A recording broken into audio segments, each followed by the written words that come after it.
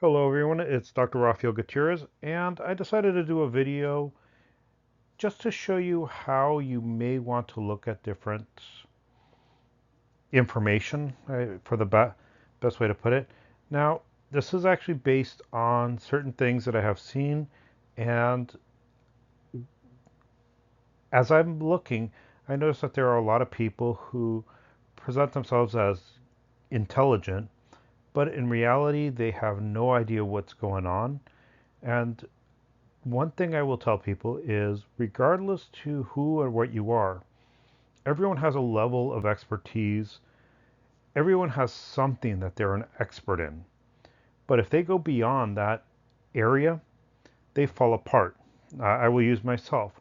When it comes to medical science and how biological systems work, I actually can do a relatively uh, good job at that. Now, if it comes to doing construction in my home, I am a complete idiot. I usually go to a friend of mine who's a contractor to ask him how things should be. Now, a lot of times what we have to look at is what we need to know. And to actually examine the stuff, we need to look at the who, what, where, when, and why. And so when you're actually looking at information, ask yourself who's saying it, why are they saying it, why are they saying at that moment the where are they, and always get back to the why. Do not just assume that someone's being honest with you because they're honest. I also will tell you one of the approaches I tend to get is rather than trying to say, oh, I agree with this, I tend to actually usually look at stuff and try to figure out why I wouldn't agree with it and try to see if there's information somewhere out there that tells me what things should actually be. So let's start with the what. And I took this directly from the IBA website. And what they said is that on pretty much March 2023, they disqualified two athletes uh, because the results of failure to meet eligibility criteria for participating in women's competition, as set aside by them and their regulations. By the way, they never tell you what their regulations and what they set aside is. All they tell you is that they have their own standards, and their decision is based on, and I want to actually to pay attention to this. Meticulous review was extremely important and necessary to uphold the level of fairness. Now, I want you to think about this meticulous review because I'm going to get back to that.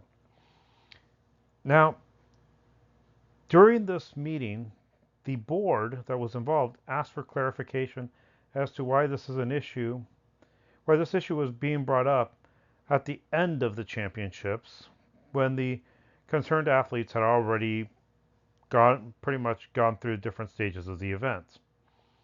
The other interesting thing that I found on their website, which I have it actually here if you want to look it up on their own website, the IBA, it said that in 2022 they actually did receive the results from these athletes and the athletes were not disqualified. So they did whatever exam they do to determine if they qualify in 2022 and it came out apparently they decided not to disqualify the people. And in 2023, somehow they decided that the report, they were now going to disqualify it and make it available to uh, everyone especially in the Olympic Committee, and something that they're not involved in. Now, I want to know the who and when. And what we have is the IBA Board of Directors were meeting in March 25th, 2023.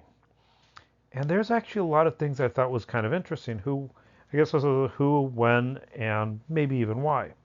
So the IBA is a Russian corporation not recognized by the Olympic Committee since 2019. I don't know why they wouldn't be recognized in 2019. Oh, wait, I'm sorry. Yes, I do. It's because of corruption, Russian doping allegations, and biases. So in 2019, this organization was pretty much knocked out of the Olympic committees because of corruption, doping scandals, and biases. Maybe that just has nothing to do with it, right? But let's actually take a look at the meeting. And They actually have the roll call. Again, I have placed the link to their meeting notes here. And the roll call said that their meeting, the present members was, I don't even care to know these people's names, but one of them had a degree in management. One of them, Nenya, had certificates but no actual degree documented. He did mention that some of these degrees were equivalent to, but they were certificates. And he joined the meeting at point six of the agenda. So pretty much he missed the first six things in the meeting. The meeting was also attended by a lawyer, the CEO of the company, which I assume is a lawyer, and legal counsel. So one of the things that you'll notice is all the members that were involved, none of them so far have any medical training. Now there was one person that was interesting because if you look at their website, their official website, and that is that Dr. Philip Patos, I guess you'd say it, which is the only doctor on their board, was absent. So they're making a decision in 2023, and their only medical doctor, only one who has medical training, is missing. And so you would think that, okay, well, you have a lot of people without medical training, they probably would see the same information and they would go for the same thing. And what you find is two people did not vote with these. One of them, Belha, abstained, and Lorenano voted against the IBA rule to disqualify him. So pretty much the only doctor they have on their committee wasn't there. And even with that, they couldn't get a entire unanimous decision. Interesting. And again, these are their notes. Now there is another thing that I found odd, and that is that Mr. Jose Lorenano was not one of the people who was technically listed as part of the meeting. So somehow this person wasn't part of the meeting and all of a sudden magically appeared, which is really odd. I mean, is it that these people don't know how to take notes? We don't know. So let's see what we have so far. The IBA is no longer recognized by the International Olympics since 2019. IBA has a history of corruption, scandals, and bias. Sounds like a trustworthy company, right? Owned by a Russian oligarch who spreads propaganda. In 2022, athletes were tested. By the way, no test was mentioned on their notes again, and they were not disqualified. In 2023, the board meeting, without a medical professional, I'm talking about they didn't have someone in the board who did a month of phlebotomy. They pretty much didn't have anyone who worked in a hospital, made a medical decision. Think about how brilliant that is. At the same time, the test done in 2022 was it was the same test that was done in 2022, and they don't mention what tests they did. Just had a test in 2022, and the test in 2023 had the same results, and they decided that in 2023 it was time to disqualify someone. Now, one of the things they actually mention is that the decision was made after a meticulous review. Now, I want you to think about that. A medical decision was made after a meticulous review by people without even giving the illusion of having any medical training. Pretty much, they're not even lying about, they're not even trying to tell you, I have some medical, no, they're pretty much telling you we're all a bunch of imbeciles and we'll make whatever decision we want. Sounds like an organization to listen to. The other thing that is interesting is even with that, the decision's not unanimous. Now, curious, did anything happen between 2022 and 2023? Well, it was pretty interesting. In 2023, Russia was told that they could not compete in the Olympics. Do you think that maybe them being told in 2023 that they cannot compete in the Olympics had something to do with the decision between 2022 and 2023? I don't know.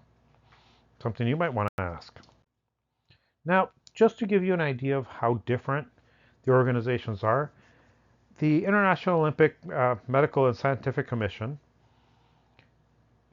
actually has a website, and they have a list of all their board members, and it was pretty long. I only looked at the first two, the chair and vice chair. Now, if you look at the chair, you're talking about a professor of ophthalmology, medical faculty at a university in Turkey. That, I'm pretty sure someone without any medical training would understand the intricacies of medical science as much as a person who's teaching at a medical school. The vice chair has honor degrees in science and a medical degree from a university in Australia, another MD. The reason I didn't look at all of them is because once I got to two, well, these are the chair and vice chair, actually have medical degrees. If you look at the other side, the IBA, what you have is you have a board that the only medical professional that was supposedly on that board didn't show up that day. Now, I would actually like to just point something out. As you can see, there are certain things, I didn't have to go to any other source for this but the IBA's website.